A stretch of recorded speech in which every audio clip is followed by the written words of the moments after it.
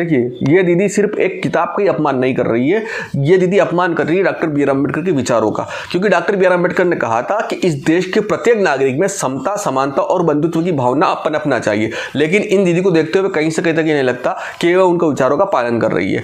अब doctor B are Ambedkar ने भी मनुस्मृति जलाई थी 25 दिसंबर 1927 को, लेकिन उस समय जो हालात थे वो बहुत विपरीत थे। उस समय जातिवाद चरम सीमा पर था और कहीं ना कहीं ब्रिटिश सरकार जब देश से जाने वाली थी, उनको पता कि हम कुछ समय में यहाँ से जाएंगे, तो उन्होंने एक सवाल ये खड़ा कर दिया था कि इस देश में अगर ब्रिटिश शासन नहीं रहा तो आप कौन सा कानून अपनाएंगे। मुस्लिमों ने कहा था कि हम शरीयत कानून अपनाएंगे और हिंदुओं ने कहा था कि हम मनुस्मृति का कानून अपनाएंगे।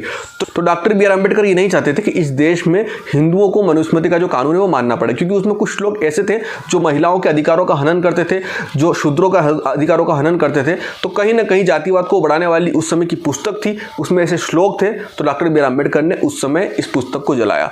लेकिन आज दिन तक डॉक्टर बी आर अम्बेडकर के मानने वाले लोग उस पुस्तक को जलाते हैं जिसका अभी के समय में कोई अस्तित्व नहीं है। तो ये कहाँ तक सही है।